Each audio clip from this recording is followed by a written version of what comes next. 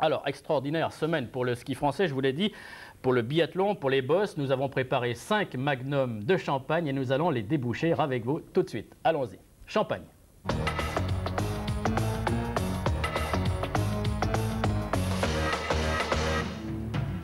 Champagne pour Corinne Niogret, 22 ans, elle devient championne du monde de biathlon sur 15 km et décroche 2 médailles de bronze sur 7 km 5 et en relais par équipe. Champagne pour Anne Briand, 26 ans, elle devient championne du monde du 7 km 5 biathlon et obtient le bronze par équipe. Champagne pour Patrice Bailly-Salin, 30 ans, il est champion du monde de biathlon sur 10 km, c'est son couronnement, il avait remporté la Coupe du Monde en 1994. Champagne pour Candice Gilgue, 22 ans, la skieuse de la Plagne est championne du monde des bosses, c'est son premier grand titre, elle avait été 5e à Lillehammer. Champagne enfin pour Edgar, à 26 ans, Gros Piron est pour la 3e fois champion du monde de bosse. Il a été médaille d'or aux Jeux d'Albertville et 3e à Lillehammer. Saint-Edgar, priez pour lui. Incroyable semaine du ski français. Tout de suite, nous allons débuter, Laurent, par les succès du biathlon. Alors ça, c'est fabuleux. C'est 7 médailles, tout simplement. C'était jamais arrivé, jamais un tel exploit. 3 d'or, Niogret, Bailly-Salin, Briand. 1 d'argent pour Niogret, 2 bronzes par équipe. Et la dernière, c'était ce matin au relais. Oui, il y a une demi-heure environ. Voilà, 4 fois 7 km 5 pour le relais derrière les Allemands. Alors toujours des titres en équipe, jamais des titres individuels, donc individuel. Donc consécration pour Bailly-Salin, qui est le jurassien militaire de carrière, et pour Anne Briand, qui avait, elle, entamé des études de vétérinaire à Lyon. Elle est devenue ensuite douanière et accessoirement maintenant championne du monde. Et puis Corinne Niogret aussi. Ah oui, Corinne Niogret, 3 médailles à elle seule. Elle est originaire du département de l'Ain, dont elle porte les couleurs. Portrait tout de suite de Coco, pour les intimes.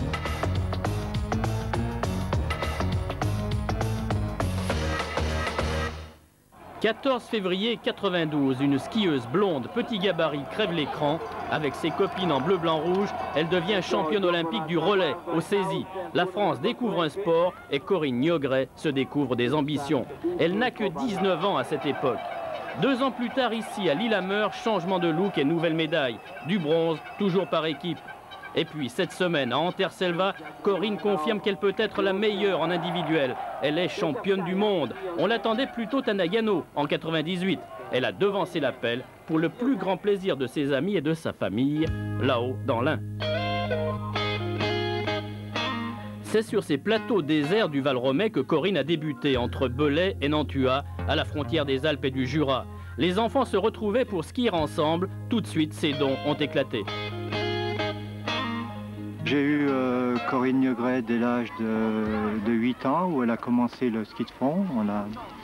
On lui a donné son premier équipement. Et d'entrée, on a vu que c'était une petite fille qui promettait parce qu'elle avait tout pour aller très loin. D'entrée, elle avait un caractère très affirmé, une énorme volonté et quand elle se donne un objectif, elle essaye toujours de l'atteindre.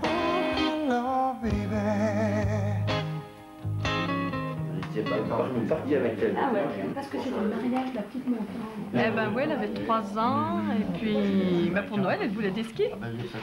Donc on lui a acheté une paire de patinettes à l'époque. Elle a 3 ans, vous l'avez vu? Elle a 3 ans, elle est, oui, là, sur cette photo, là. Et elle allait dans les pistes. On aurait dit qu'elle avait déjà fait ça. Au petit hébergement où habitent ses parents, on n'a pas fini d'évoquer les débuts puis les succès de l'enfant prodigue.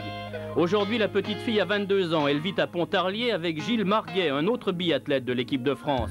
Parallèlement, elle achève des études de commerce à Annecy. Son rêve ne fait que commencer. Elle veut être championne olympique à Nagano en 98.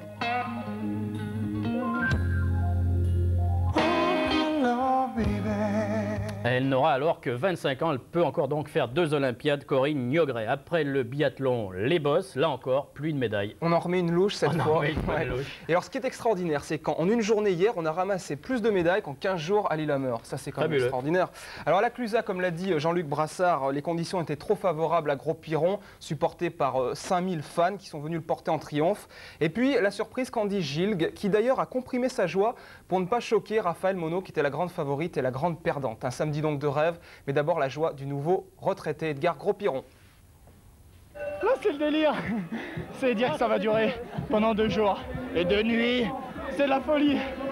Ah, il fallait la gagner. Hein. Tu as eu peur à un moment? Tu as eu peur?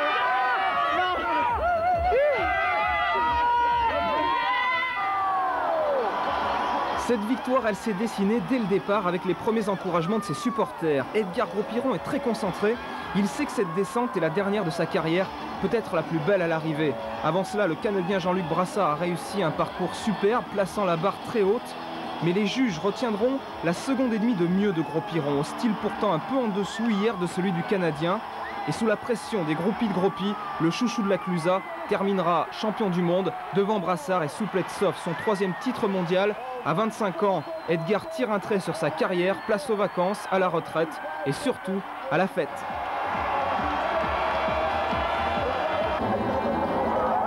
Chez les dames, surprise contre toute attente, la Savoyarde Candice Gilg, 22 ans, petit gabarit, descend tout en souplesse. Elle se régale, les juges et le public aussi, c'est le plus bel exploit de sa vie.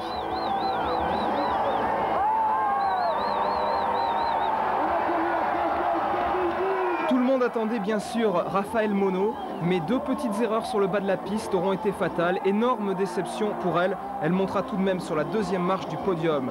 3 médailles donc pour nos Français, 2 en or, 1 en argent. Bonne pioche à la Clusaz. Super bonne pioche en effet, la fête à Gros-Piron, c'est ce soir dans la Clusaz en folie avec notamment au menu la plus grande pirate du monde. C'est bon la pirate. Après peut-être d'autres médailles en saut car cet après-midi à partir de 13h45 on attend Sébastien Foucra au tournant, du moins au tremplin. Tout terrain Laurent avec le football, il faut passer par le football et la